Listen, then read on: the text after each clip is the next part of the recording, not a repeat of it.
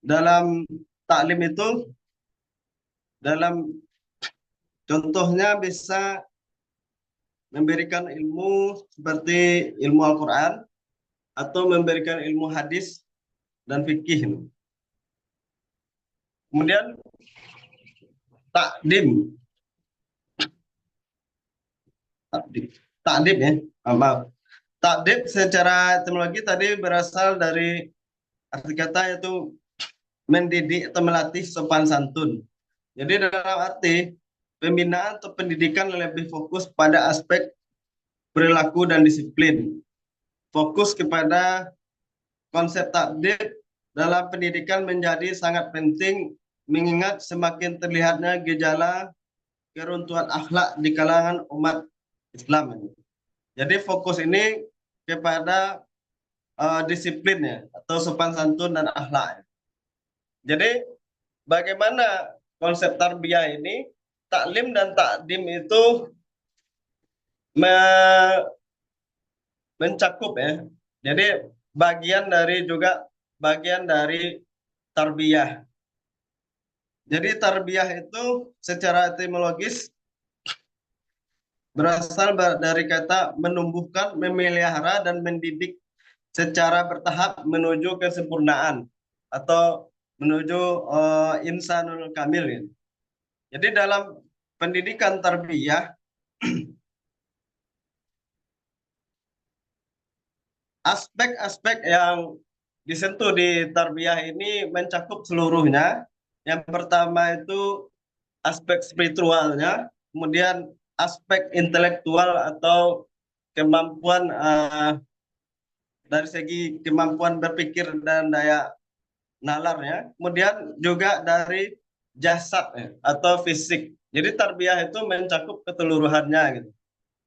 Kemudian fokusnya adalah agar supaya menyiapkan manusia hidup secara baik dan sempurna serta menggapai kebahagiaan jasmani, rohani dan berakhlak mulia dan pintar dalam semua bidang. Jadi serta bermanfaat bagi diri sendiri dan masyarakat. Mungkin itu untuk penjelasannya boleh ditambahkan yang lain.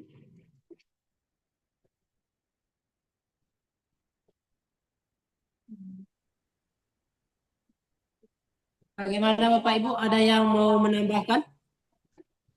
Sebelum kita kembalikan kepada Bapak Taufik selaku penanya.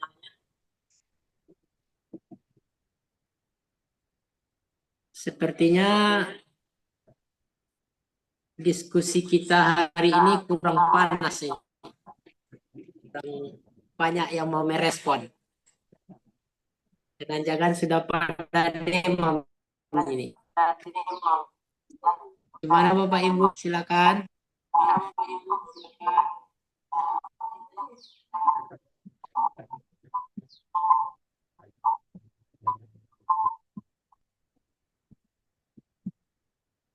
Baik Bapak Ibu, sebelum Bapak Ibu menambahkan, kita coba kembalikan dulu kepada Bapak Taufik selaku penanya.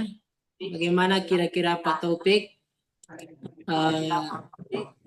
anggapan yang diberikan Pak Ruki dengan pertanyaan yang Bapak ajukan? Silakan Bapak komentar. Syukran jazakallah kepada Bapak Rocky yang telah menjawab dengan sangat mengerti ya. Karena jujur saya masih awam tentang ini. Tapi saya berharap kepada Bapak Ibu yang lain silakan ditambahkan, bisa juga untuk menambah ilmu saya nanti ya. Mohon maaf ya, enggak kedengaran. Mohon maaf, bisa diulangi. Kurang nyambung. Ya. Pak Taufik. Bisa dengar Pak Prof?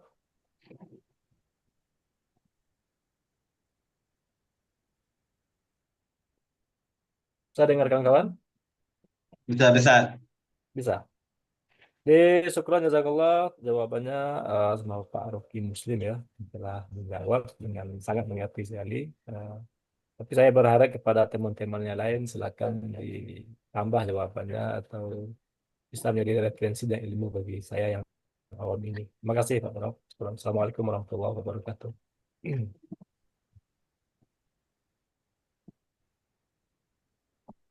Silakan Bapak Ibu yang ingin menambahkan atau ingin menambah pertanyaan juga boleh. Nah, kalau menurut pengamatan kita selama ini, kalau kita yang berdebat itu biasanya hasilnya akan pernah memuaskan. Kita nanti sudah diuraikan oleh Bapak dosen kita, barulah kita puas. Nah, tapi yang jelas tuntutan dari forum diskusi ini, kita itu para peserta dituntut aktif. Ketika diskusi itu, dan kalau menurut Pak Salur, kalau kita panas, sampai meleleh. Bapak Ibu, kita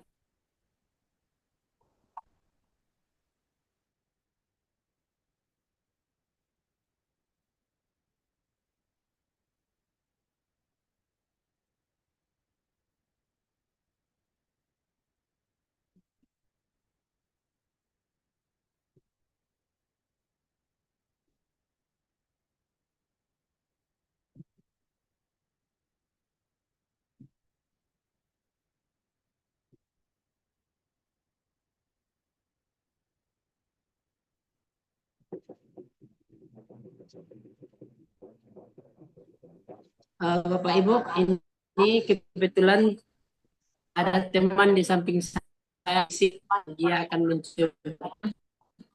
Pak Nur, silakan. Assalamualaikum warahmatullahi wabarakatuh. Waalaikumsalam warahmatullahi Di sini Ana mau adalah contoh program pendidikan Islam integrasikan konsep tarbiyah, taklim, takdib, tadris, dakwah, dan irsyad. Bisa diulangi Bu pertanyaannya Bu? Ya, Ana meminta kepada pemakalah membuat contoh program pendidikan Islam yang mengintegrasikan konsep tarbiyah, taklim, takdib, tadris, dakwah, dan irsyad. Ya. Cukup demikian. Assalamualaikum warahmatullahi wabarakatuh. Waalaikumsalam warahmatullahi wabarakatuh. Terima kasih penanya yang sudah ikut mencairkan suasana kita pada pagi hari ini. Dan selanjutnya kita mohon kepada pemakalah untuk menjawab pertanyaan yang disampaikan oleh penanya. Pada pemakalah dipersilakan. Baik, saya akan mencoba menjawabnya. Mudah-mudahan nanti yang kurang bisa dilengkapi oleh kawan-kawan lainnya. Untuk contoh taklim ya. Kalau taklim itu bagaimana memberikan ilmu, memberikan pengetahuan kepada seseorang atau masyarakat atau kepada peserta didik. Dan ilmu itu bisa dipahami dengan benar serta mampu mengamalkannya dalam kehidupan. Contoh salah satunya juga taklim ini bisa kita ambil di kegiatan masjid atau surau, majlis taklim misalnya. Nah, di situ misalnya mengkaji tentang Al-Quran. Ya. Jadi mereka mentransfer guru atau ustadz itu mentransfer ilmu tentang Al-Quran. Gitu. Pertama bagaimana tajwid yang benar dan makhraj yang benar dan sampai membaca yang benar. Gitu. Atau di taklim juga bercerita tentang hadis ya, atau membahas tentang hadis. Dan itu prosesnya berkala. Kemudian takdib, pembinaan atau pendidikan lebih fokus pada aspek disiplin. Ini bisa contohnya ada beberapa atau lembaga gitu kan, yang misalnya rumah tahfiz, sebuah rumah tahfiz itu ada beberapa rumah tahfiz yang menerapkan sebelum mereka masuk ke inti atau menghafal Al-Quran itu, mereka mengajarkan takdib dulu atau adab. Nah, jadi belum masuk ke menghafal atau membaca Al-Quran, itu biasanya ada juga lembaga itu pakai kurun waktu ya. Bahkan untuk mengajar adab kita habis waktu 6 bulan atau 1 semester. Baru dia masuk ke pembelajaran inti atau Al-Quran atau tahfiz. Kemudian yang berikutnya tadris. Tadris itu contohnya sebagai proses pengajaran atau pembelajaran dilakukan di lembaga pendidikan formal ya. Contoh di madrasah atau sekolah-sekolah. Nah, itu sudah ada kurikulumnya, sudah ada perencanaan, kemudian pelaksanaan dan nanti evaluasi. Kemudian dakwah. Dakwah itu yaitu mengajak seorang ya atau kelompok untuk melakukan atau menyeru ya untuk melakukan perubahan atau perbaikan. Jadi dakwah ini yang dilakukan oleh ustadz-ustadz kita di mimbar banyak itu biasanya, contoh Jumat juga itu bagian dari khutbah Jumat, bagian dari dakwah. Kemudian yang berikutnya yaitu irsyad. Irsyad yang berarti menunjukkan jalan yang benar atau sebagai pembimbing. Jadi membimbing ini artinya bisa menjadi konselor, atau contohnya misalnya peserta didik itu ingin masuk ke sebuah perguruan tinggi misalnya. Dia punya keilmuan di bidang apa misalnya, di bidang fikih. Nanti itu bisa dibimbing maksimalkan potensinya. Kemudian kalau tarbiyah itu ada yang menerapkan di perguruan tinggi juga ada. Kemudian ada yang namanya perguruan tinggi tarbiyah, ya, fakultas tarbiyah. Atau tarbiyah itu juga ada di organisasi-organisasi menerapkan sistem tarbiyah misalnya. Mereka melakukan pembinaan tarbiyah. Itu saja penjelasannya. Assalamualaikum warahmatullahi wabarakatuh.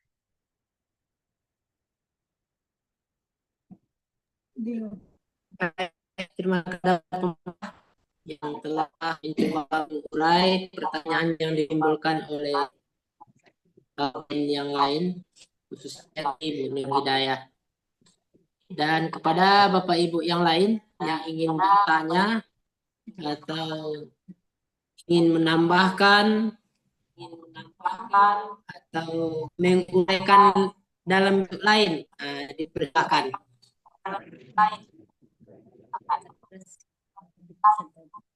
Silakan Bapak Ibu.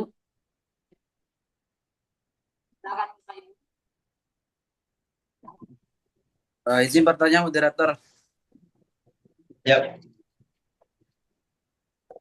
Pertanyaan ada menambah. Bertanya lah. Boleh moderator? Ya, silakan. Silakan Pak Yoga. Lanjut. Terkait apa namanya pensinkronisasi konsep tarbiyah ini, Pak. Karena secara substansi kita melihat yang dijelaskan oleh pemakalah seperti tarbiyah, ya, memelihara, mengasuh, seperti ta'lim dan ta'dib. Sebenarnya banyak sekali konsep ini dipakai oleh di kalangan pendidik, tetapi kebanyakan itu 80% itu terhadap pendidik yang menengah ke bawah. Sedangkan kita saya ingin menanyakan terhadap makalah, apakah konsep pendidikan tarbiyah, ta'lim ini dan ta'dib ini relevan tidak dipraktekkan terhadap di kalangan umum, khususnya pada masyarakat ya. Karena banyak sekali kita menemukan realita organisasi-organisasi baik itu ormas, baik itu partai politik yang menggunakan konsep tarbiyah ini.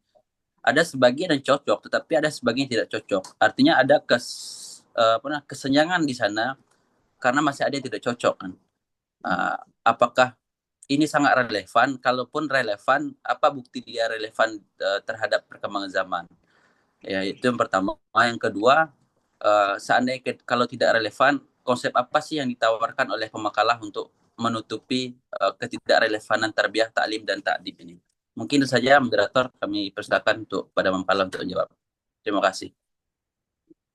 Ya, gimana? Baik, terima kasih Pak Yoga sudah ikut mencairkan suasana pada hari ini. Menanyakan relevansi. Yang pertama tentang relevansinya dengan zaman sekarang. Kemudian jika itu relevan, apa alasannya, dan jika itu tidak relevan, apa solusinya. Kira-kira begitu Pak Rocky. Kepada Ya. Bapak Rocky dipersilakan untuk menjawabnya. Baik, sinkronisasi konsep tarbiyah itu menurut Bapak Yoga ini ya, Bapak Yoga, tadi 80% itu pendidik cuman bisa dimanfaatkan untuk peserta didik menengah ke bawah gitu. Jadi bagaimana dengan targetnya untuk orang-orang kalangan menengah ke atas gitu. Yang saya tangkap begitu ya. Jadi sebenarnya konsep-konsep ini juga sebenarnya konsep dari Rasulullah SAW. Bagaimana Rasulullah mendidik para sahabat-sahabat itu pertama dari segi tarbiyah ya, membuat halakoh-halakoh, kemudian mengumpulkan para sahabat untuk berdiskusi dan mendengarkan bagaimana Rasulullah menerangkan ayat atau hadis. Dan bahkan juga pernah Rasulullah itu diajarkan oleh malaikat sampai kedua lututnya itu bertemu dengan lututnya Nabi ya, Rasulullah, tentang mengajarkan tentang rukun iman, Islam dan ihsan. Ya. Jadi konsep-konsep ini sebenarnya konsep yang bagus secara secara teori dan juga praktek gitu. Tapi terkadang bisa jadi yang mempraktekkan belum maksimal. Kemudian apalagi pada saat ini juga berbarengan dengan sains yang berkembang, sehingga para pendidik juga memang harus dituntut lebih kreatif gitu. Jadi dalam artian konsep-konsep tadi sebenarnya tidak mesti harus ditiadakan atau dihapus, tapi lebih diarahkan kepada kreativitas gitu. Karena mungkin kalau sistemnya ceramah lebih dikreatifkan kepada pemutaran film dan lain sebagainya gitu. Kemudian juga konsep-konsep ini saling melengkapi sebenarnya gitu. Jadi konsep-konsep tadi itu adalah konsep yang saling melengkapi gitu. Jadi bukannya itu untuk kemunduran, tapi untuk lebih ke arahnya bisa ke pengembangan kreativitas gitu. Jadi konsep-konsep ini untuk bisa lebih dikembangkan lah. Mungkin itu boleh ditambahkan oleh kawan-kawan lain.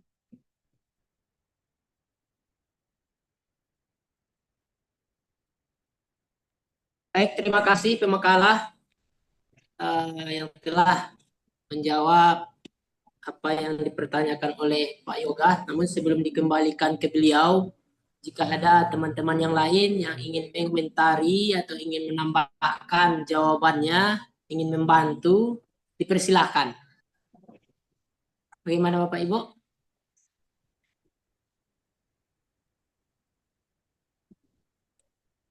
Ya, sepertinya tidak ada yang ingin berkomentar. Kita kembalikan dulu ke Pak Yoga. Bagaimana kira-kira Pak Yoga? Persilakan.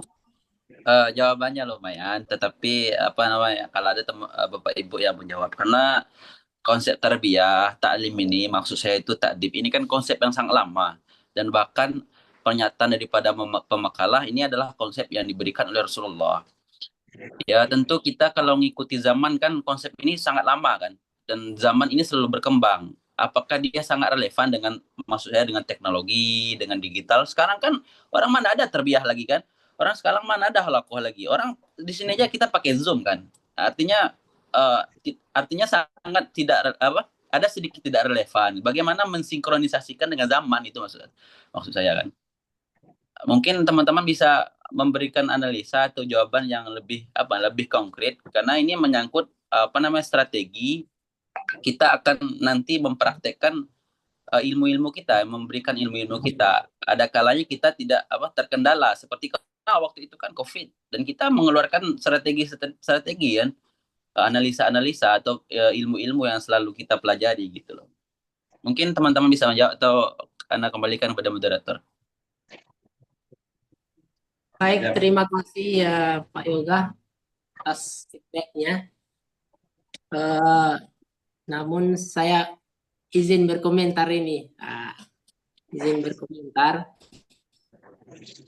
Ya boleh. Terkait dengan apa yang disampaikan oleh Pak Yoga.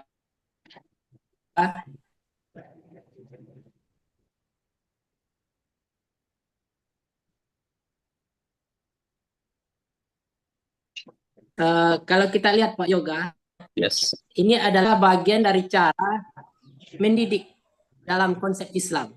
Ini menurut pandang saya, ini adalah bagian dari cara yang dilakukan dalam konteks transfer of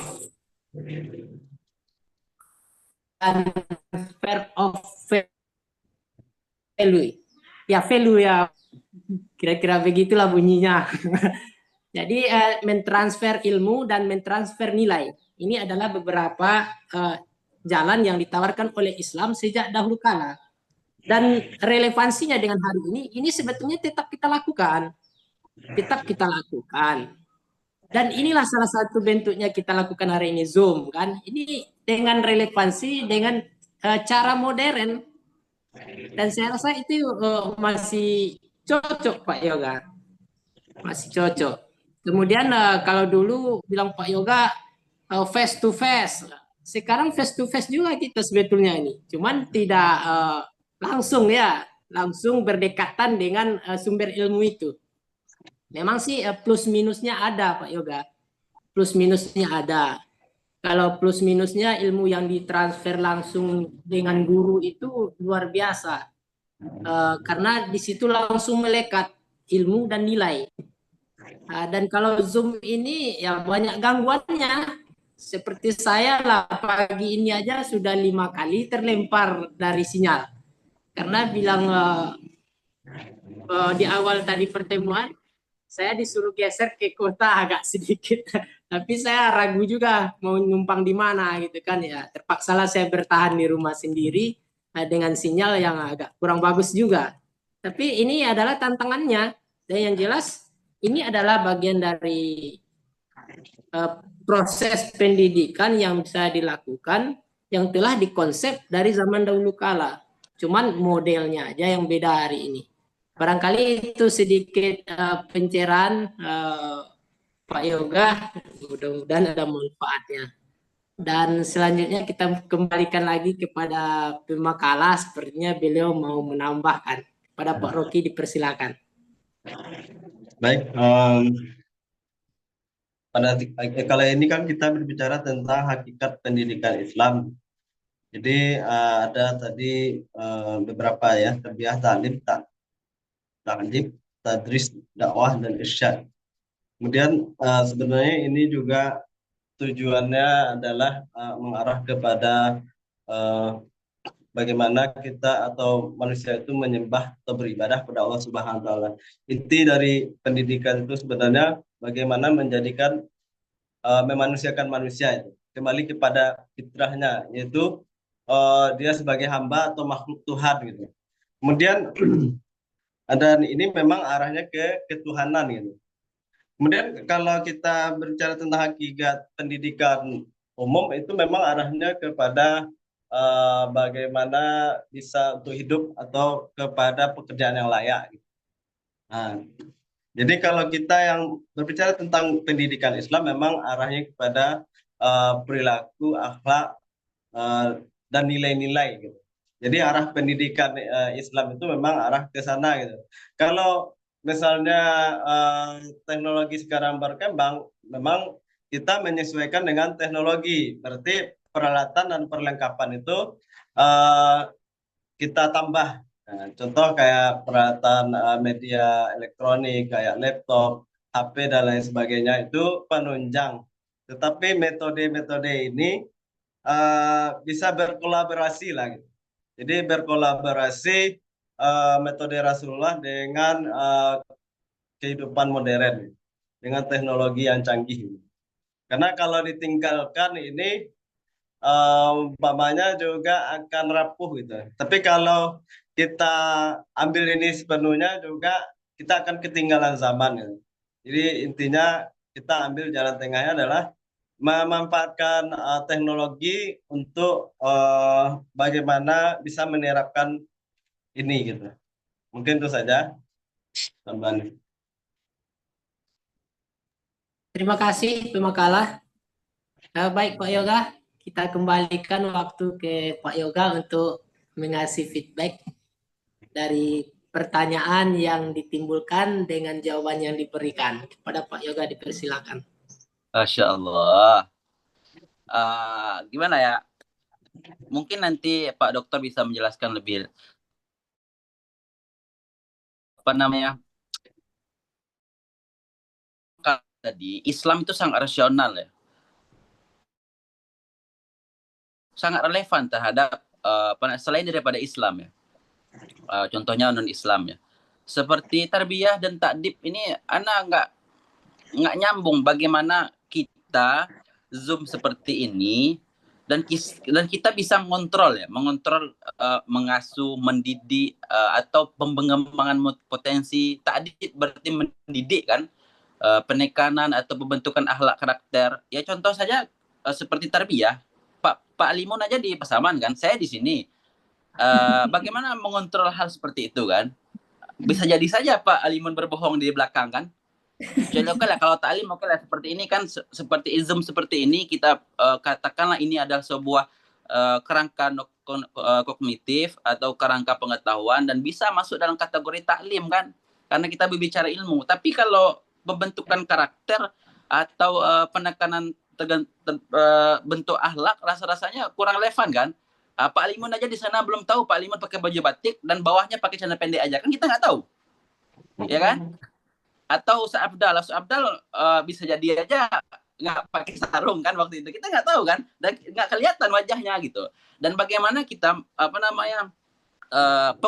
pengkontrolan terhadap hal seperti itu, karena ini berjauhan kan.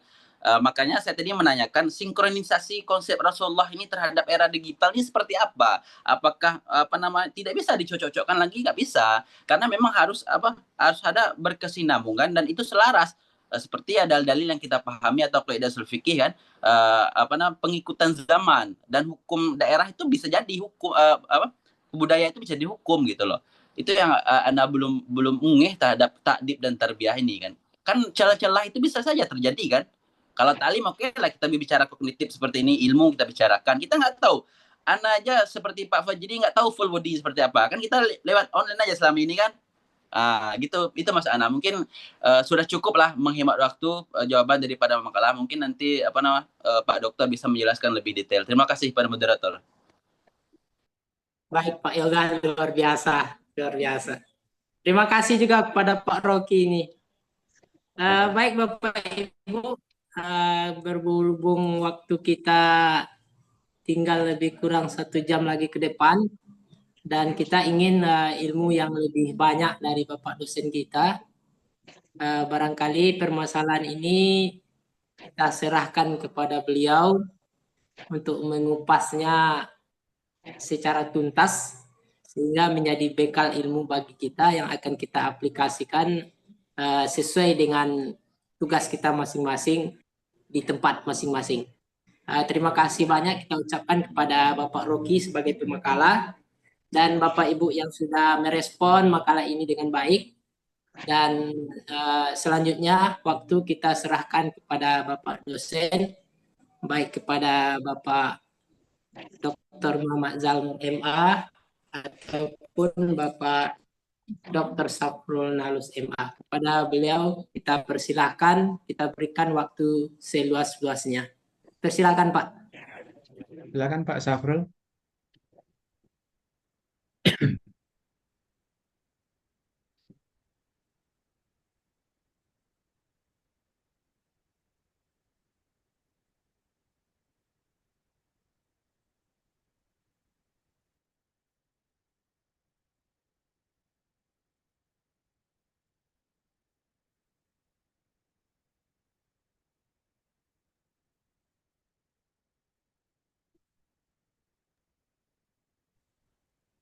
Assalamualaikum warahmatullahi wabarakatuh. Waalaikumsalam warahmatullahi wabarakatuh. Tentu pertama kita beri apresiasi ya kepada pemakalah yang sudah maksimal membuat makalah ini dan bisa kita diskusikan secara bersama. Dan kemudian juga kepada peserta diskusi yang sudah memberikan kontribusi terhadap makalah ini, juga ada beberapa koreksian tadi juga dan kemudian beberapa pertanyaan. Nah, tentu ke depannya berharapnya begini ya, diskusi ini bukan hanya sebatas antara penanya dan pemakalan begitu ya, tapi adalah bagaimana kita semua berkontribusi untuk memberikan pendapat ya, terkait dengan pertanyaan-pertanyaan yang diberikan oleh peserta diskusi. Nah, kalau sebelum dilanjutkan ini ada beberapa yang perlu dicek juga ini. Desra Afriza nggak ada, belum bagaimana? Hadir Pak. Hadir. Hadir. Lucu. Ceklah dulu ya. Alimun Fajri ada ya. Kemudian Deti ada. Faizatul ada. Faizatul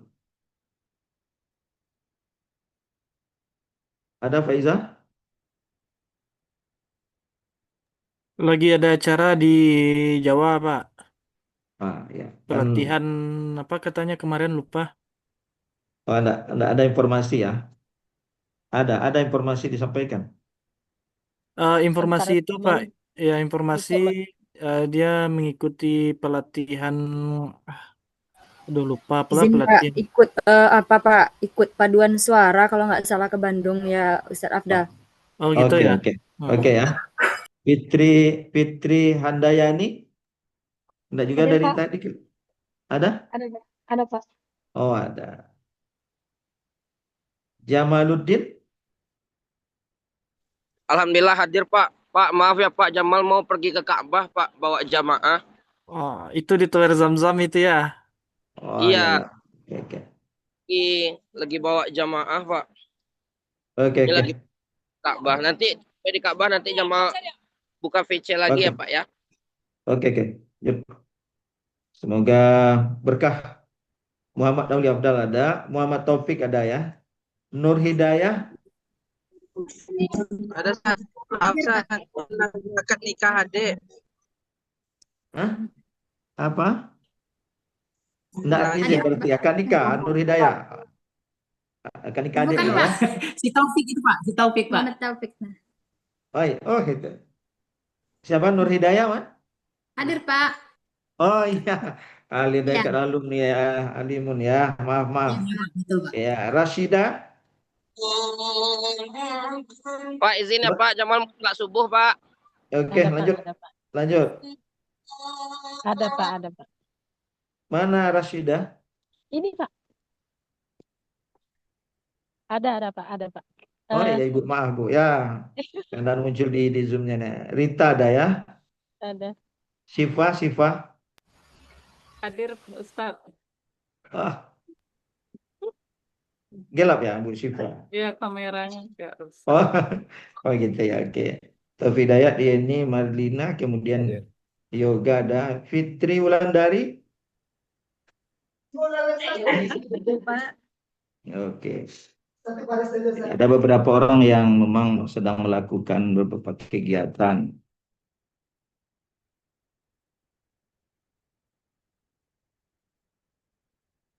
Baik, terkait dengan hakikat pendidikan Islam, telaah mengenai makna pendidikan, ya ada istilah tarbiyah, ada taklim, takdib, tadris, kemudian dakwah, irsyad, serta implementasinya terhadap pendidik dan peserta didik.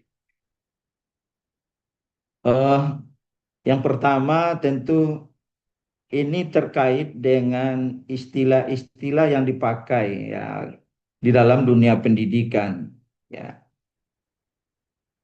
Tapi istilah-istilah ini ya memiliki spesifik ya masing-masing ya. Secara umum memang menyampaikan ilmu pengetahuan ya.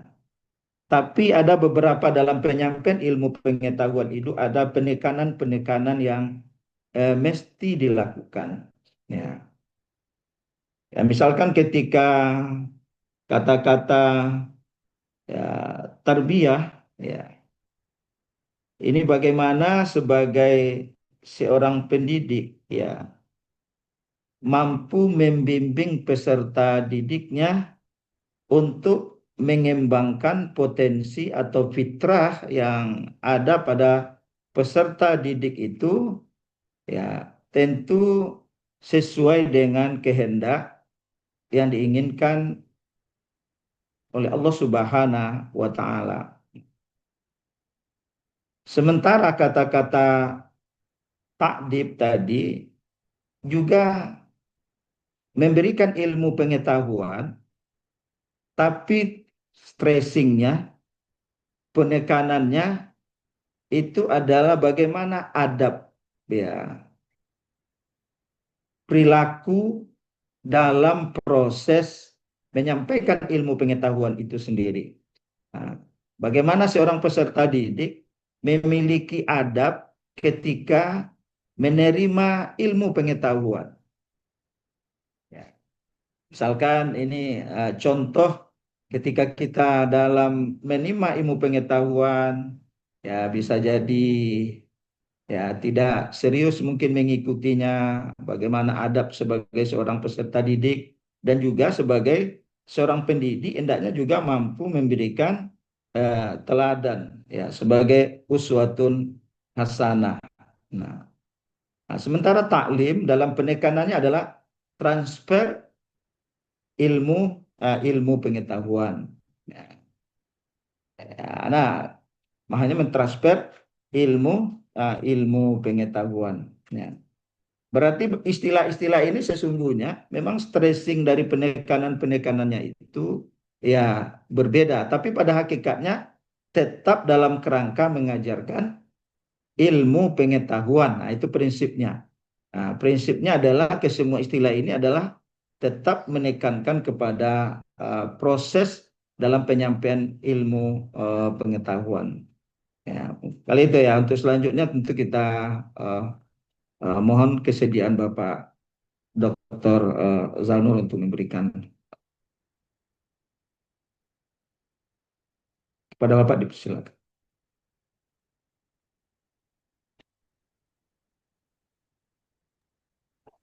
Saya lagi Pak Safrul. Ya silakan. Baik.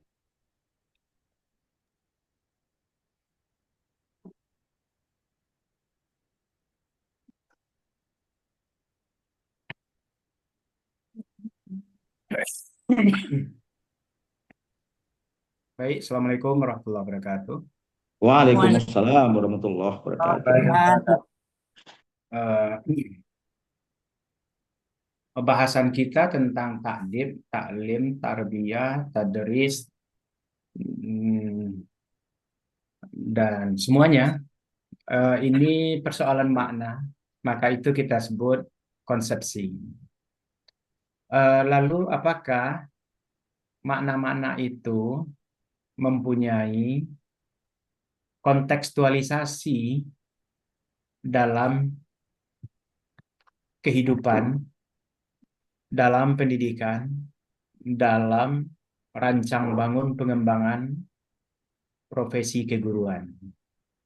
Nah, ini jadi karena kita berangkat dari makna, mana itu terkontekstualisasi, kemudian apakah dengan itu juga rancang bangun pembangunan pendidikan Indonesia ini sesuai dengan konsep seperti itu. Tema kita bersehubungan dengan kata pendidikan. Bahasa Inggrisnya educate. Bahasa kita didik. Guru adalah pendidik. Pekerjaannya adalah mendidik. Ya, yang diajarnya adalah peserta didik. Tapi hati-hati, makna kata itu juga bermakna lain. Kalau salah diksi, salah intonasi bicara. Didik. Apa kira-kira itu Afdal? Didik. Pikunnya. Guru membuat orang mendidik. Didik orang jadinya. Itu yang dari Minang lah yang mengerti bahasa itu. Ya, jangan-jangan dia mendidik. Pekerjaannya adalah teacher. Ya, di dalam sistem pendidikan kita, pendidikan itu adalah usaha sadar dan terencana. Ya, untuk mengembangkan agar peserta didik mengembangkan dirinya. Jadi coba lihat nanti di dalam Sisdiknas itu ada dua kata yang aktif di situ. Pertama guru, yang kedua murid.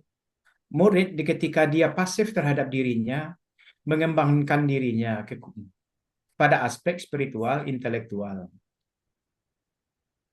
Kemudian akhlakul karimah yang bermanfaat untuk dirinya.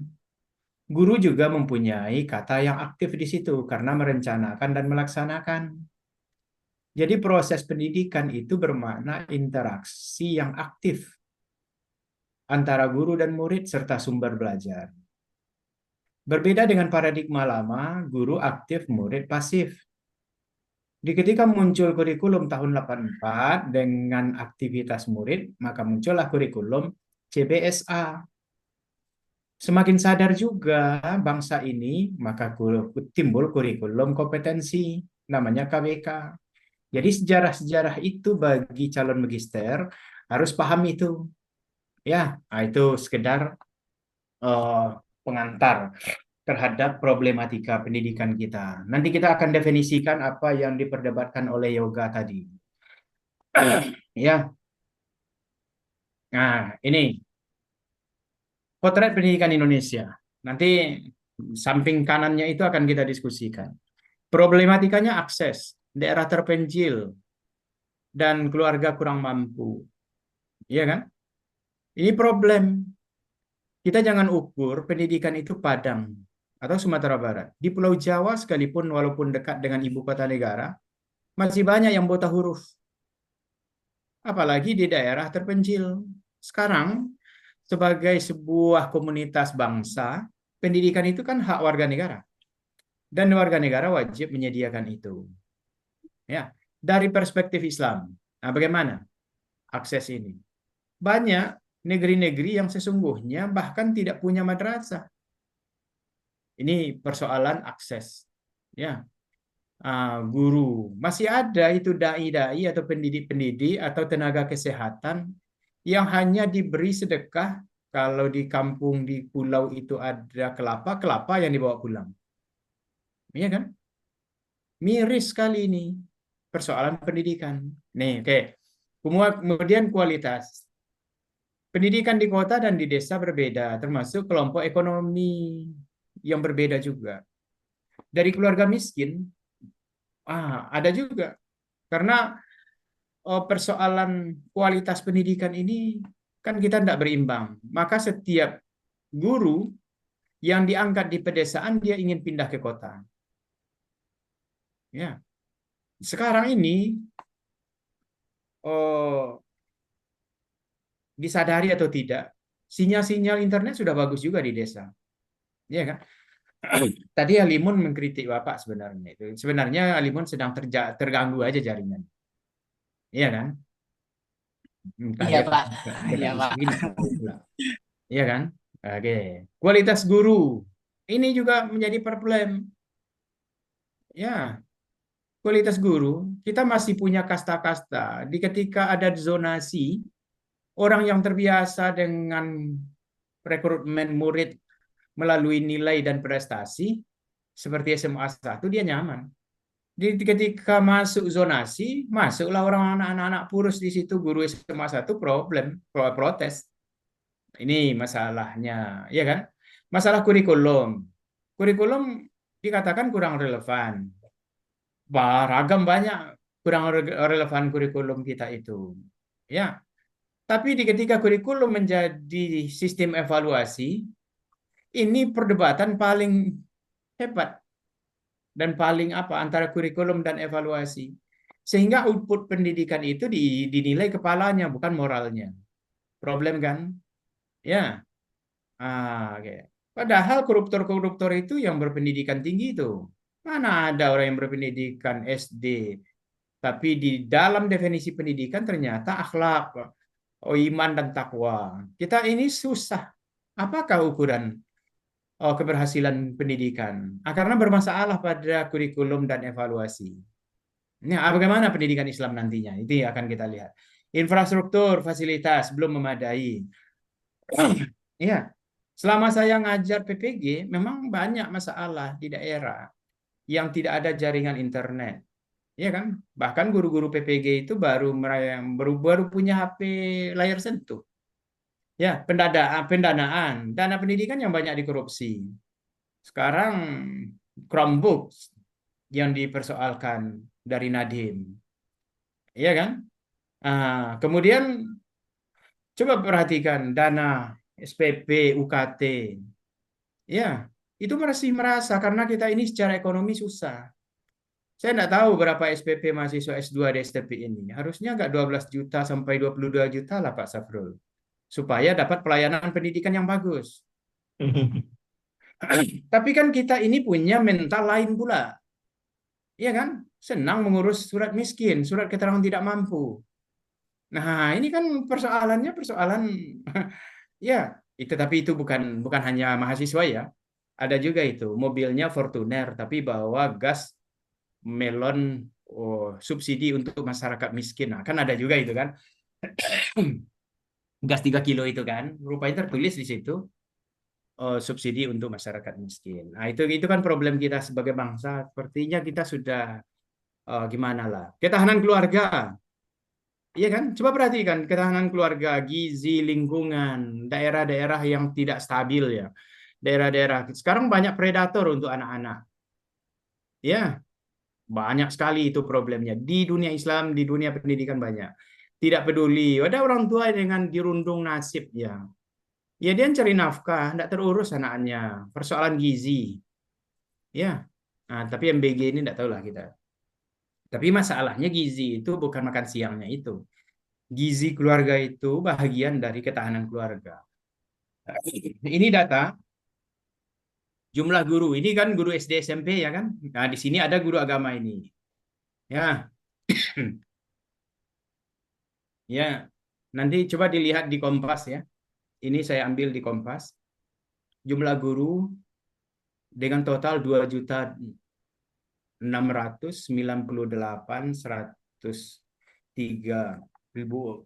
orang, 2,5 juta lebih guru Kemenak ini kurang dalam 1 juta. Ini guru Kemenak ini ya, masih kurang guru-guru kita, sehingga kelas kita itu kelas big class Kelas besar. Nah, sekarang pemaknaan guru. Oke, kita lihat dari kata-kata ini.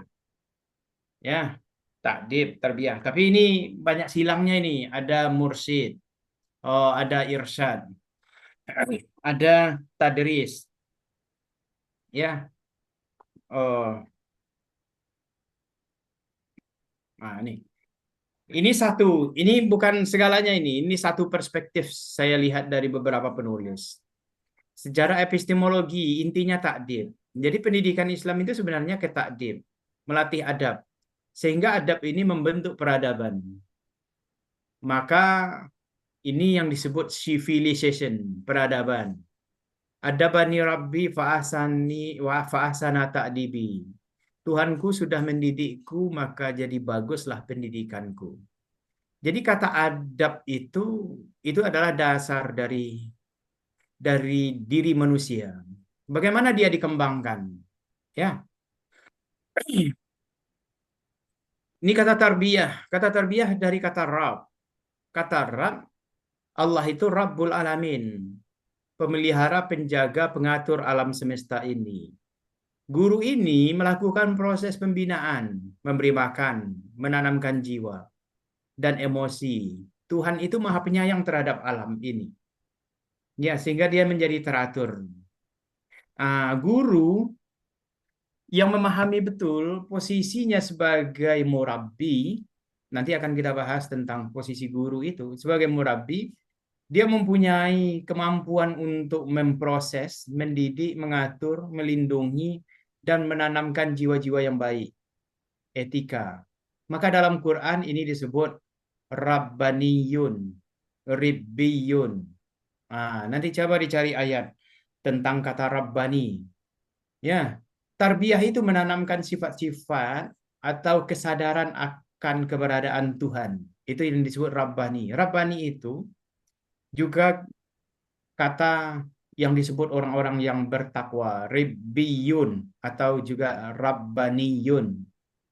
Pendidikan itu dia mengasah jiwa, etika, emosi, sehingga dia menjadi orang yang mempunyai kesadaran bertuhan. Yang kedua kata taklim. Kata taklim, Allah itu alim. Di ketika Allah itu alim, luas maha pengetahuannya. Di ketika Allah itu alim, Allah itu adalah mengetahui. Pengetahuan Allah itu adalah alimul ghaibi wasyahadah.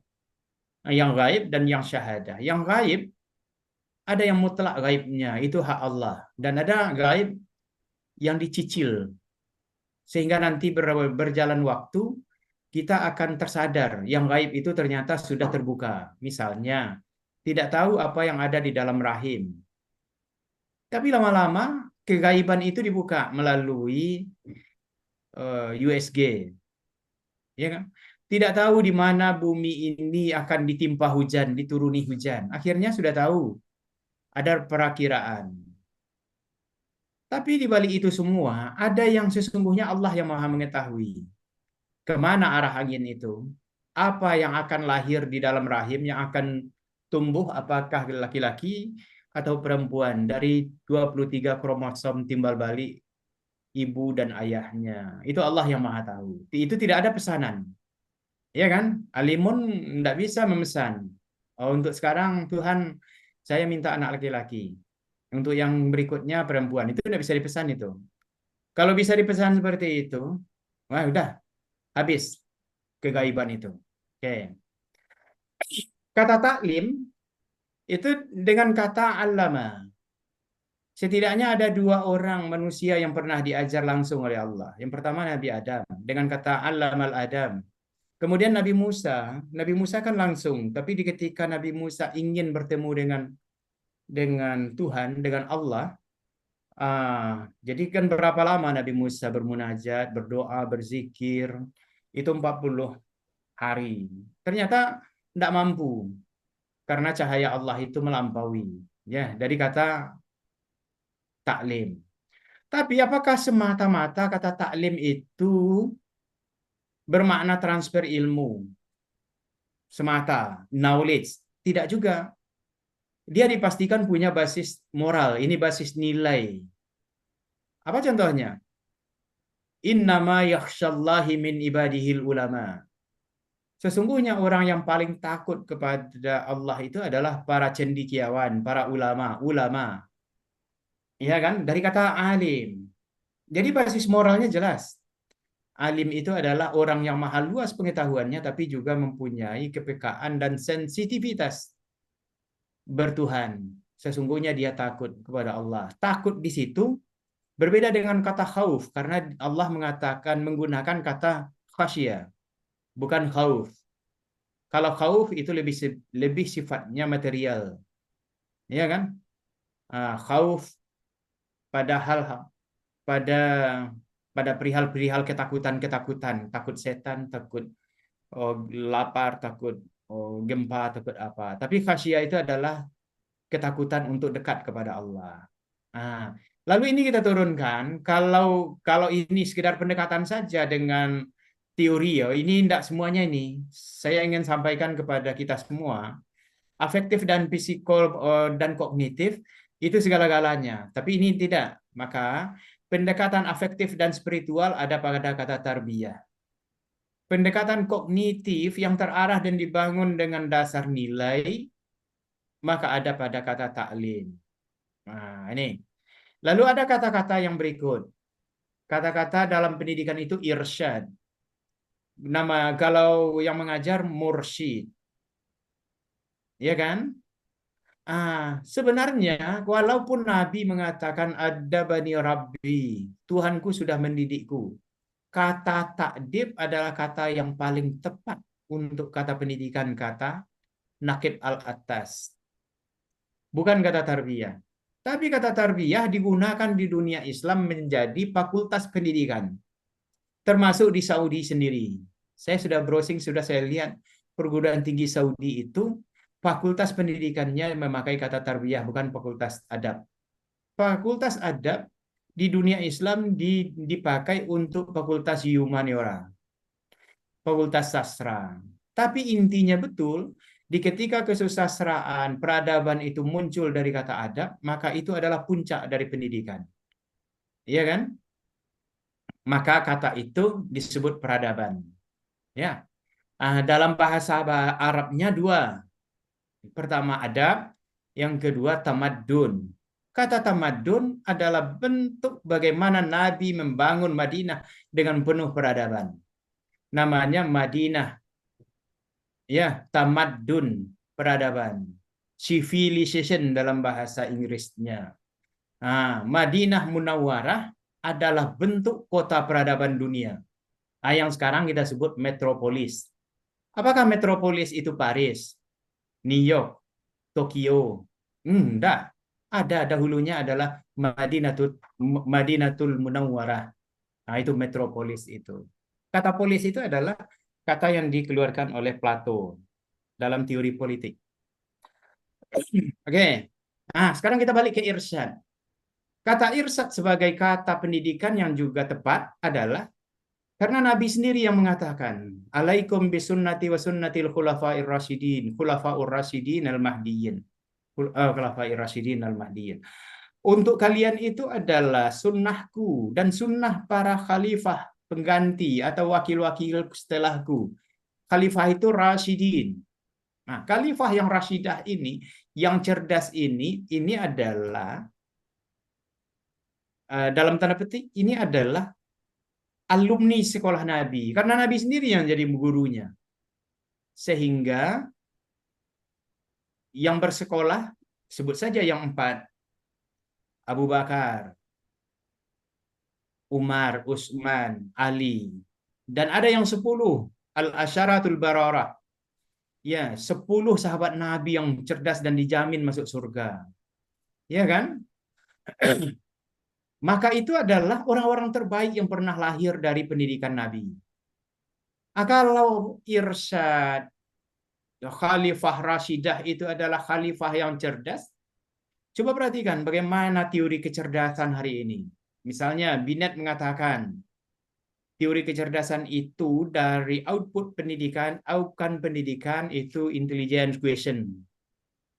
Kecerdasan itu bertumpu kepada intelektual. kritik datang.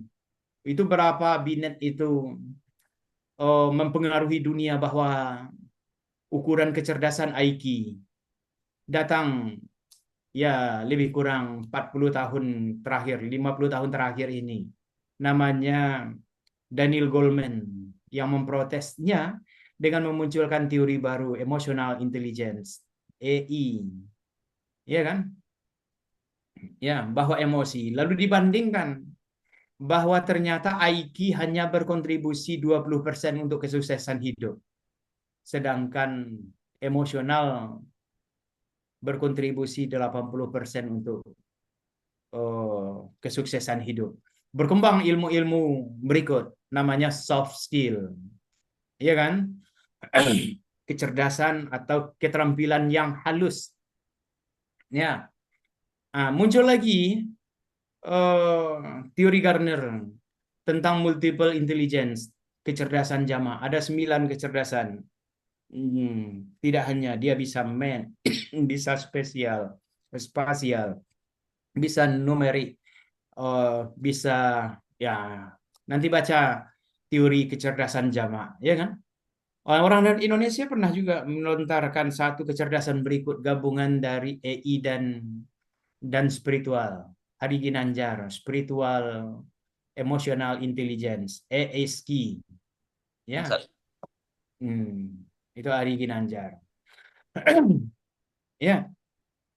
Itu. Kemudian kata tadris, kata yang menunjukkan kepada tugas guru sebagai pelaku pendidikan. Maka tempatnya adalah madrasah. Wa bima kuntum tadrusun. Lalu kamu ajarkan apa-apa yang kamu pelajari, tadrusun. Nanti baca surah Al-Baqarah ayat 79 ya. Nah, ini. Nah, sekarang kita ini perspektif. Ini saya download untuk menjelaskan. Kira-kira kata tarbiyah awal katanya memelihara. Ini sama untuk alam semesta. Kuda diberi makan, anak diberi makan. Iya kan? Tapi ketika dia disentuh dengan takdib, maka jadilah dia berperadaban. Jadi dari makhluk yang namanya hawaniyah, hayawan, menuju manusia yang berperadaban. Lalu karena ada taklim, barulah dia menjadi manusia yang berperadaban. Taklim. Oke, sekarang dari kata ini juga sesungguhnya muncul penafsiran yang beragam. Apakah Adam itu manusia pertama? Apakah Adam manusia pertama? Coba siapa yang bisa menanggapi ini dulu?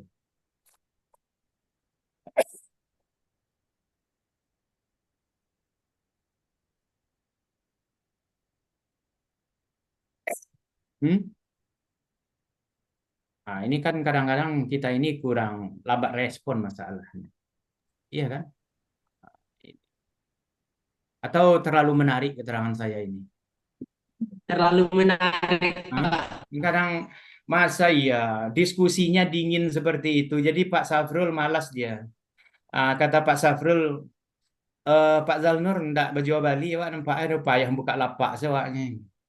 Jadi kalau udah ada jual Bali di pasar, kan panik bersorak si pedagang. Oi Bali lah, 3.000, 3.000. Orang yang datang ke pasar ada mbok pitih dia. Hanya pai-pai melenggang-lenggang saja, tangan dalam saku. Iya kan? Rupa dalam saku kecil ondal adanya. Nempiti tidak ada. Diskusi kalau tidak menarik, apa gunanya itu? Ya kan, cobalah agak panas-panas sedikit lah. Ya. Jadi masuk ke ruangan kelas kami ini ya Pak Safrul. Asah golok dulu ya. kan kita sedang mencari kayu dan berburu di tengah hutan belantara kan. Nanti buruan kijang itu kita bawa pulang, kita nikmati bersama. Itu tujuannya. Itu teori filsafat Plato seperti itu ya. Mas, kita ini kan budaya BLT ya. budaya BLT itu jauh-jauhilah itu. Bantuan langsung tunai. Oke, lanjutkanlah dulu. Itu sindiran halus itu. Sebagai untuk mendidik ini kan bagian juga dari proses pendidikannya. Mudah-mudahan di minggu depan agak panas sedikit ya Pak Safrul ya. Dilanjutkanlah sedikit lagi. Udah nampak? Oke. Jadi apakah taklid? Jadi Adam itu sebenarnya dengan kata ini ja'ilun fil ardi khalifah, aku jadikan di muka bumi khalifah, itu dengan kata ja'ala. Kata ja'ala itu kata menjadikan, berbeda dengan kata menciptakan. Jadi karena dia menjadikan, ada deklarasi, ada proklamasi bagaimana Adam ini menjadi khalifah yang diprotes oleh para malaikat dan iblis. Tapi saya lebih tahu daripada kalian. Coba perhatikan, kata yang dipakai Allah adalah kata allama. Saya lebih tahu dari kalian. Lalu allamal adama asma'akullahan. Jadi Adam itu diajar oleh Allah. Ya kan? Maka coba perhatikan runut dari tarbiyah ke ta'dib ke taklim. Wah, inilah keutuhan sebuah peradaban besar yang dijadikan khalifah itu Adam. Ya, pada aspek ini semuanya kalah. Para malaikat tersungkur dengan penuh sujud. Kalau yang iblis ablasa, putus asalah dia memasuki surga karena dia memprotes Adam. Karena anak-anak Adam ini nanti akan bersumpah darah saja itu. Ya kan? Rupanya memang ada anak-anak Adam yang suka menumpahi darah. Netanyahu misalnya di Israel itu kan. Itu ya orang-orang apa dia itu. Laknatullah dia itu ya. Oke.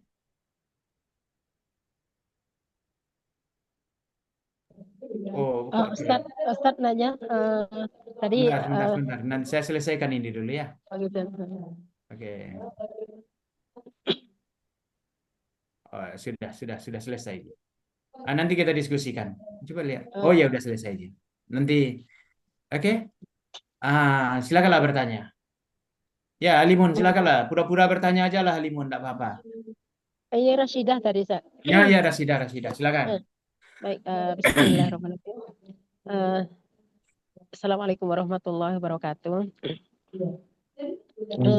Baik, ini kan tadi sangat menarik sebenarnya pembahasan kita hari ini, Pak Dokter. Namun itu tadi ada kendala-kendala sedikit, kami ini harus ada pelatihan pula, Ustaz. Sebenarnya gimana ya, wajib ini wajib itu. Nah, ini ada kesempatan sedikit. Makna apa dari penciptaan manusia dalam Al-Quran itu kan ada inni ja'ilum fil ardi khalifah inni khaliqum basyarum min tin gitu. Nah, di situ ada khalikun, ada basyaron di situ. Nah, dalam pendidikan di situ apa yang kita ambil dari dua ayat itu, Ustaz, Pak Dokter? Intinya tadi kata Pak Dokter kalau khalikun itu menciptakan gitu kan. Nah, ja'il itu menjadikan. Jadi dalam pendidikan di situ terus ada satu lagi wa'allama, dari manusia itu diajarkan. Nah, di sini apakah itu namanya taklim yang diajarkan itu atau di situ sudah masuk dengan takdibnya gitu. Itu saja Pak Dokter. Ya, jadi ada memang beberapa pendapat ulama, kata khalaqa itu dia menjadikan dari yang belum ada menjadi ada. Itu secara umum ya. Tapi apakah alam semesta ini dari tiada menjadi ada? Ternyata bahan bakunya sudah ada juga. Dijadikan segala sesuatu itu dari air.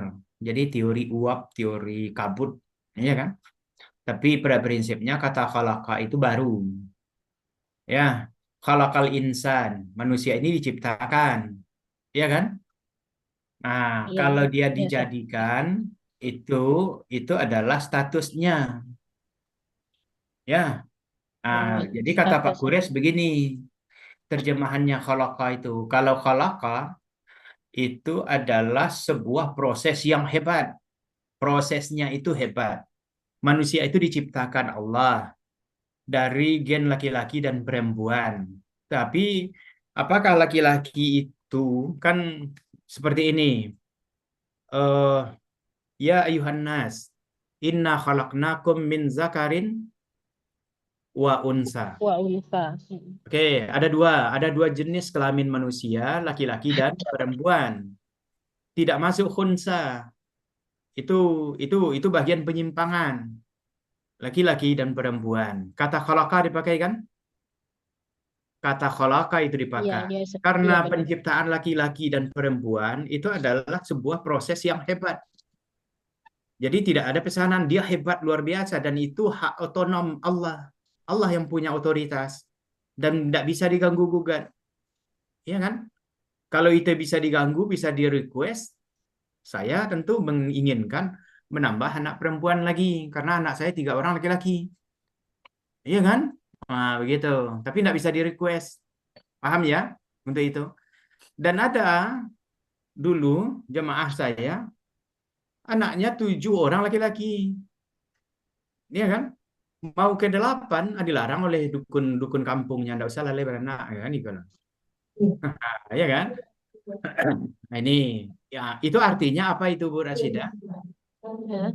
Proses yang hebat. Oke, kita lanjutkan ayat tadi. Ya ayuhan nas inna khalaqnakum min zakarin wa unsa wa ja'alnakum syu'uba. Itu kata ja'ala kan? Iya. Kata ja'ala dipakai. Kata ja'ala berbeda dari kata khalaqa karena kata ja'ala itu menjadikan, itu adalah merubah identitas. Wa ja'ala ya ayuhan nas inna khalaqnakum min zakarin wa unsa wa ja'alnakum syu'uba. Syu'uba wa qabail. Ya kan? Jadi ada hal-hal yang su'ub, ta'asub, qabail, qabilah, bersuku-suku, berbangsa-bangsa, bersuku-suku. Itu adalah manfaat yang hebat di ketika kita ini laki dan perempuan lahir dan membentuk peradaban yang banyak, lalu muncul masyarakat itu menjadi kabilah-kabilah dan suku-suku. Ya kan? Suku-suku itu membawa manfaat, lita'arafu, saling kenal di antara mereka, maka manfaat yang berikutnya adalah timbul ilmu-ilmu yang beragam, ilmu bahasa. Kemudian transaksi mereka yang banyak itu ilmu ekonomi. Kemudian mereka mengatur hidupnya itu sosiologi dan antropologi. Kemudian dia mengatur kekuasaan, lahirlah ilmu politik. Iya kan? Jadi dari kata ja'ala. Itu ayat itu. Ayat surat apa itu? Surat Al-Hujurat. Ayat 12 atau ayat 13 ya, 13. Ya. Ya, begitu. Jadi di ketika Nabi Adam itu ini ja'ilun fil ardi khalifah. Itu statusnya menjadi khalifah. Ya kan? Lalu kan iblis sudah mulai memperkirakan, mulai memkeragui. Ini pekerjaannya ini bertumpah darah saja ini. Karena berangkat dari pengalaman-pengalaman yang dulunya belum beradab. Iya kan? Maka pertanyaan tadi, apakah Nabi Adam itu manusia pertama? Tapi dalam sistem keyakinan kita kan iya. Tapi yang tepatnya dari pandangan ulama, manusia yang pertama berperadaban. Ya, begitu. Tapi itu, kalaupun itu nanti kita dalami siapa Nabi Adam, dalami secara akademik saja. Ya, tidak usah disampaikan pula di mimbar-mimbar nanti merubah. Susah pula kita menjelaskannya, ya kan? Itu maksudnya. Di ketika Nabi Adam itu dijadikan khalifah, modal utamanya sudah ada diberikan Allah dengan kata allama. Allamal Adam. Ya kan? Itu kan dhamirnya ke siapa itu? Allama itu. Kan Allah sendiri kan? Allah ya sendiri. Allah. Jadi jangan dikira Nabi Adam itu dia ilmuwan. Ilmuwan pertama karena asma'u kullaha. Kata kulli itu adalah menyeluruh. Walaupun dalam tafsir itu yang diajarkan itu yang pokok-pokok sesuai dengan kehidupan Nabi Adam. Bagaimana bercocok tanam, bagaimana memanfaatkan api untuk memasak, bagaimana untuk kan gitu kan. Tapi kalau kita ini ingin pahami bahwa semuanya nama-nama itu sudah diperkenalkan oleh kepada Nabi Adam, ya kan? Tidak berlebihan kira-kiranya kita memahami. Ya, kamus pertama ilmu pengetahuan itu Nabi Adam loh. Wah, paham kan? Kamus pertama kehidupan itu Nabi Adam. Ya, oke. Ya, karena tidak mungkin manusia pertama yang menjadi bapak manusia itu tidak punya modal utama. Tidak mungkin. Pasti Allah tuh. Karena dia yang jadi khalifah kan. Begitu ya. Tapi dalam sistem keyakinan agama ini terbentuk, ini sejarah-sejarah agama, terutama agama Semit, agama Samawi, memang mulai dari Nabi Nuh, kemudian secara lebih sistematis disyariatkan pada Nabi Ibrahim. Memang ada pendapat-pendapat para filosof, para ulama, semakin peradaban itu semakin ke ujung, akal manusia ini semakin pintar. Iya kan? Tapi jangan pula ketika kita menyebut semakin pintar, kita cari negasinya. Kalau begitu orang dahulu lebih bodoh. Tidak begitu caranya. Itu salah juga, tidak boleh juga kita berkesimpulan seperti itu. Jadi Bu Rasida, kata ja'ala itu untuk Nabi Adam dengan modal taklim, ya kan? Lalu datang setelahnya dengan kata-kata yang tarbiyah. Ya, coba perhatikan bagaimana Nabi Adam mendidik anak-anaknya. Satu adalah peternak, itu si Habil. Satu pekebun, itu si Qabil. Ini menjadi ilmu pengetahuan sekarang ini. Ya, bahwa sumber daya itu diatur dari ternak dan perkebunan. Ya, coba perhatikan. Ketika ini korporasi dunia sekarang ini ingin menguasai tanah, sawit, semuanya digusur itu apa-apa saja. Kalau dari segi pertanian, kalau dari segi perkebunan, peternak, dia tidak membutuhkan lahan seperti itu. Dari rumput mana saja, termasuk rumput liar. Ya, maka kalau negeri peternakan itu Australia, New Zealand kan termasuk yang agak model lah sedikit. Ya, itu. Itu kira-kira Ibu Rashidah dari kata khalaq. Ada lagi? Syukran ya Pak Dokter.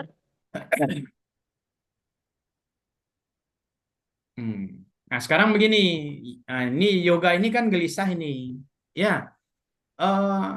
Kuliah yang seperti ini sebenarnya kita kuliahnya kan online kita ini kan sebenarnya, ini kan liqa juga ini kan, ya. Dan kita memang belajar seperti ini. Lalu apakah di masa depan pendidikan akan seperti ini terus? Kalau pendidikan akan seperti ini terus, muncul persoalan. Nanti pemerintah tidak perlu mengangkat guru karena guru bisa mengajar di layar Zoom untuk satu guru dengan 10.000 mahasiswa. Dia bisa terkoneksi seperti ini. Tapi itukah transformasi pendidikan? Enggak itu. Jadi nanti Pak Sahrul, teman-teman ini yang di kelas daring ini datang juga lah sekali-sekali ke Padang melihat wajah saya. Karena melihat wajah guru seperti putih ubannya Pak Safrul ini kan luar biasa juga kan, akan menimbulkan transformasi nilai. Oh begini ya. Ya, saya dari SD sampai ke S3 Pak Safrul, saya tahu dan kenal nama dosen-dosen saya, bahkan gayanya saya tahu. Jadi terjadilah transformasi nilai dari kepribadian. Iya kan? Kalau ini hanyalah media. Jadi janganlah yoga ini terlalu khawatir. Halimun ini pakai pakai sarung, ya kan? Walaupun istrinya pakai mukena. Nah, itu tidak perlu pula dikhawatirkan itu. Iya kan? Nanti jangan-jangan pikirannya macam-macam pula yoga ini, ya kan? Tapi bagaimanapun saya ingin sampaikan, saya ketika mengajar online dan offline tetap saya seperti pakaian dinas saya. Ya, pakai celana panjang karena saya kalau pakai sarung terganggu saya. Saya tidak fokus ilmu saya karena saya biasa menghadapi mahasiswa dari S1 sampai S3 saya dengan berpakaian lengkap. Tapi memang karena di rumah saya tidak pakai sepatu, itu saja. Gitu ya. Jadi ini alat saja, ini alat. Ya, maka perlu kita mukhalatah. Mukhalatah kepada guru perlu. Kita perlu, kalau dulu kan halaqah. Halaqah itu diajarkan bagaimana menghormati kiai. Itu di Jawa itu. Ya, di pesantren-pesantren itu kiainya datang, itu kan sendalnya ditinggal di pintu itu. Mau pulang kiainya sebelum kiainya turun atau saat dia sudah masuk ruangan, sandal kiai sudah dibalikkan itu. Iya kan? Sudah dibalikkan posisi arah turun ke ruangan. Jadi memang kepatuhan kepada guru itu perlu, takzim ke guru itu perlu. Ya. Nah, bagaimana cara takzim ke guru? Ada caranya dengan fisik. Nah, caranya dengan fisik cium tangan. Tapi saya janganlah dicium tangan pula saya nanti oleh Bu Rasidah. Nggak, kurang tepat pula itu. Iya kan? Nggak perlulah. Iya kan? Ya. Jadi menunjukkan masuk ke majelis guru, ya, majelis belajar, ia tunjukkan dengan sopan. Dia tidak boleh arogan. Jadi kalau ada buat makalah ini yang terpaksa, lalu menyumpahi Pak Safrul atau saya, ndek panik, nah kuliah ya Pak, banyak-banyak anak tugasnya. Itu sudah menonggol itu. Itu sudah menyalahi makna pendidikan. Makna pendidikan itu bito'oti wa ta'zimi, dengan penuh ketaatan dan ketakziman. Bila taat hilang dan takzim berkurang, maka berkah ilmu dicabut. Inilah ngalap berkah bagi orang Jawa, ya kan? Itu ya. Kalau ini, tapi rata-rata ini di Pak Safrul ini di bawah kita lah ujiannya, ini ya kan? Oke, ada pertanyaan yang lain? Ada, Pak. Iya, coba.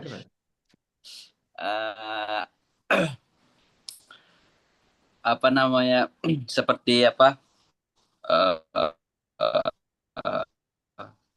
kalau pemberahan metode pengajaran nih Pak. Kalau dulu saya ingat saya dan kita membaca apa namanya, fokus ke hafalan atau ke afektif kedisiplinan seorang murid. Tetapi semakin lama rasanya hal seperti itu mulai hilang. Karena apa?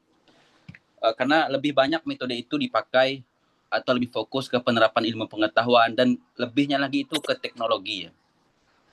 Kalau hal seperti ini Pak, sebagai acuan antitesis atau hipotesis seperti ini Pak. Karena apa namanya, kita merasa metode atau kelumrahan dahulu itu mulai hilang. Kalau setidaknya kan kalau seperti penambahan atau apa namanya, peningkatan bagus saja, cuman tidak mesti harus menghilangkan nuansa seperti itu kan.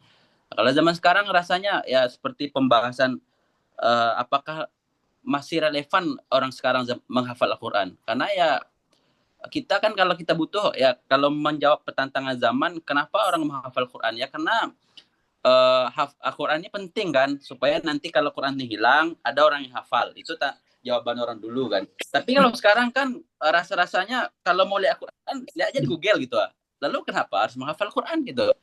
Kalau mau, ya karena kecanggihan dan teknologi zaman sekarang era digital sehingga mengikis apa namanya, metode pengajaran yang bagus terlebih dahulu. Ini yang jadi pertanyaan, ini apakah sebagai tantangan atau sebagai apa nih? Apa hipotesis atau antitesis nih Pak? Posisinya seperti ini gitu. Terima kasih Pak. Baik, Yoga Arliansa. Ini yang salah sebenarnya dalam sistem pendidikan kita hari ini. Ya, tapi itu sebenarnya kesalahannya bukan pada pemerintah atau apa. Coba perhatikan, dari setiap kurikulum, yang pertama, pembelajaran itu berorientasi dengan penguatan konsep. Konsep itu harus dihafal, harus dibaca, harus tahu. Saya mengajar ini, saya membaca dahulu. Dan ini saya berpuluh-puluh tahun saya belajar dan ini yang saya sampaikan.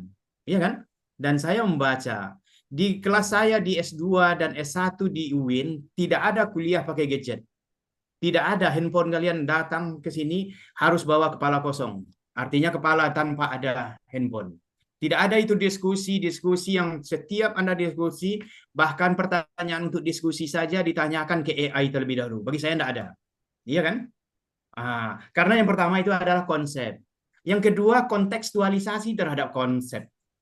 Dengan konteks yang beragam, varian konteks itu menjadi modal utama dalam pembelajaran. Baik dalam kurikulum Merdeka, KBK, kurikulum Kurtilas, kurikulum KTSP. Dia harus punya konteks. Dan yang ketiga adalah critical thinking. Critical thinking adalah apa memori yang ada di kepala kita kritisi. Informasi yang masuk kita kritisi. Di mana bisa dapat?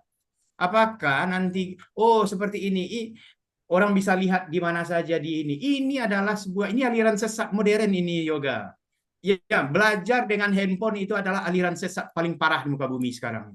Aliran sesat. Ya nanti ya, pakai aja kalimat itu ya. Saya memang perlu menyampaikan dengan bahasa yang seperti itu Bapaknya, ya kan? Nah, kita ini sudah berada dalam dunia yang serba sesat hari ini. Yang ketiga, ya kan? Ini pembelajaran setelah dia itu mempunyai kemampuan critical thinking.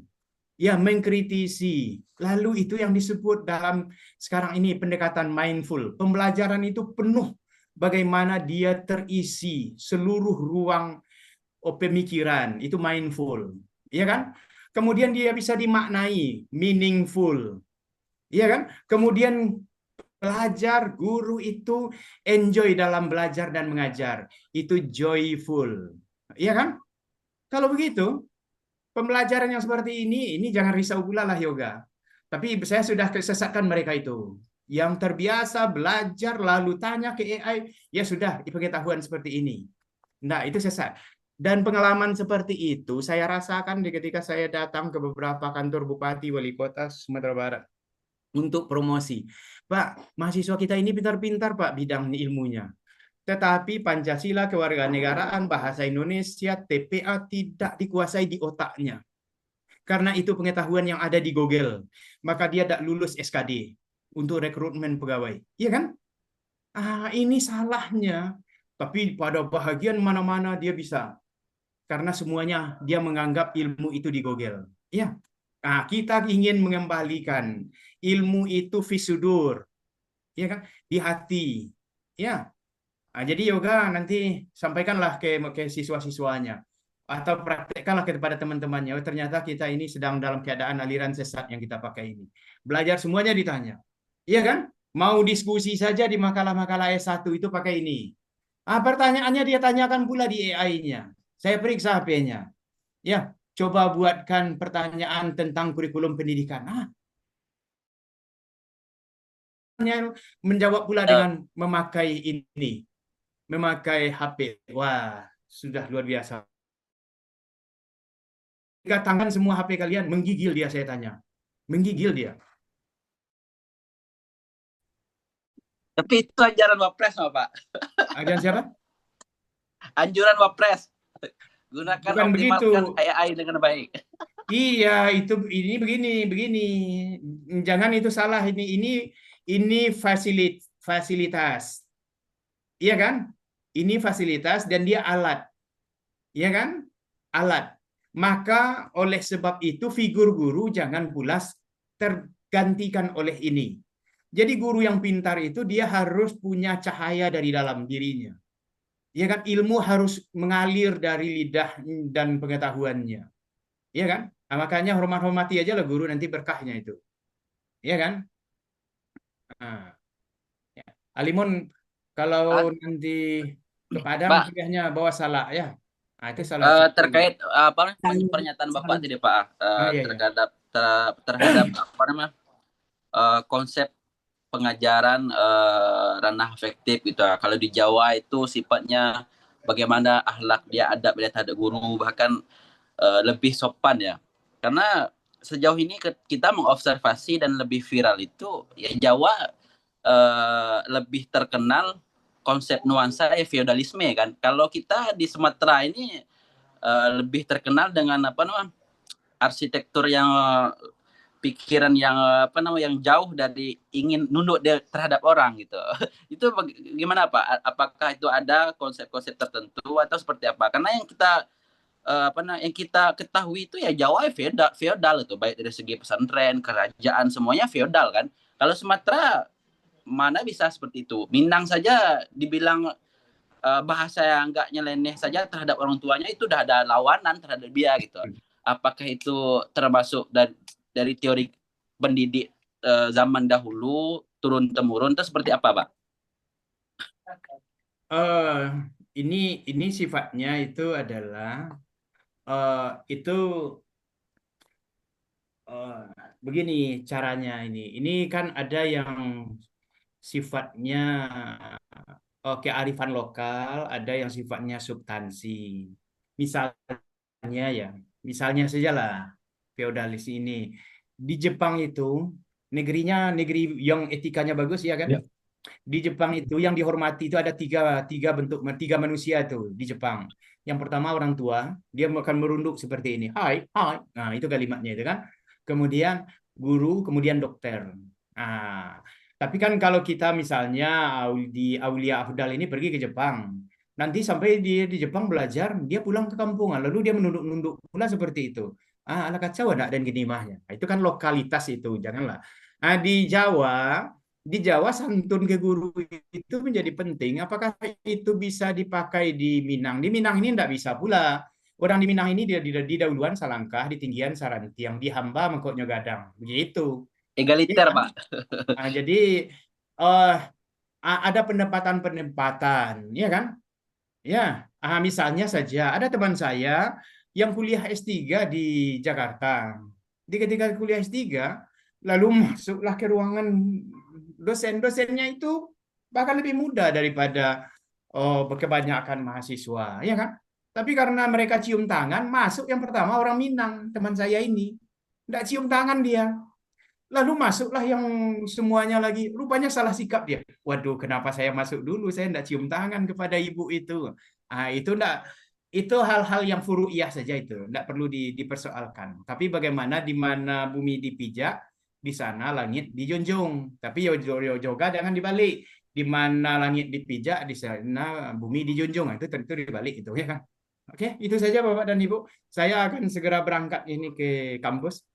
Ada pertanyaan lagi atau Pak Saf, silakan tambahkan. Oke. Dah. Ya. Terima kasih kita ucapkan kepada Bapak Dr. Zainur MAG yang sudah memberikan beberapa stressing buat kita semua sehingga kita memahami dari beberapa istilah tadi. Ya, mudah-mudahan dapat kita pahami dengan sebaik-baiknya. Tentu penting lagi bagaimana mengimplementasikan di dalam kehidupan kita sehari-hari. Kali itu hari ini kita tutup perkuliahan kita, dikembalikan kepada moderator untuk menutupnya dengan doa kafaratul majelis. Subhanakallahumma. Demikian. Assalamualaikum warahmatullahi wabarakatuh. Waalaikumsalam warahmatullahi wabarakatuh. Baik, terima kasih banyak kita ucapkan kepada Bapak Dr.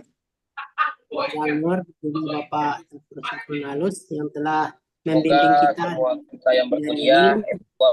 Mudah-mudahan ilmu-ilmu yang beliau bagi kepada kita mendapat keberkahan dari Allah Subhanahu wa taala, dan mudah-mudahan kita yang ikut di majelis ilmu ini ya menjadi bertambah ilmunya yang akan kita aplikasikan dalam kehidupan sehari-hari sesuai dengan tugas kita masing-masing. Dengan seiringnya telah berakhir ulasan atau penjelasan dari kedua Bapak Dokter kita, mungkin untuk hari ini selesai sudahlah makalah kita yang dalam penanggung jawabnya Bapak Rocky tadi, dan untuk itu kita akhiri dengan doa kafaratul majelis. Subhanakallahumma wa bihamdika asyhadu an la ilaha illa anta astaghfiruka wa atubu ilaik. Dan saya sebagai moderator mohon maaf atas segala kekilafan, dan sekali lagi mewakili teman-teman kuliah kami ucapkan terima kasih kepada Bapak Dr. Muhammad Zainur dan Bapak Dr. Safrul Nalus atas ilmu-ilmu yang diberikan. Demikian saja. Wassalamualaikum warahmatullahi wabarakatuh. Salam. Terima kasih, Pak. Terima kasih, Pak. Pak, makasih, Pak. Pak Rob. Terima kasih, Pak. Oke, untuk kuliah kita berikutnya itu 10.30 inovasi kurikulum. pemakalah ada Ustadz Destra Afriza bersama saya sendiri. Dan yang akan jadi moderator itu ada 3 calon ini. Ustadz Alimun Fajri, Ustazah Nur Hidayah, dan Ibu Yeni. Nah, siapa kira-kira? Bu Yeni masuk nggak, Pak? Bu Yeni masuk nggak? Tadi ada nggak? Gimana Bu Yeni aja nanti? Nanti ada tuh. Yeni Marlina. Gimana Bu Yeni? Bu Yeni aja nanti moderatornya. Dengar. Boleh Pak, boleh Pak. Belum respon. Nggak boleh ya. Jadi nanti Pak Yoga, Bu Yeni aja moderatornya. Apa, Pak? Gantian kita.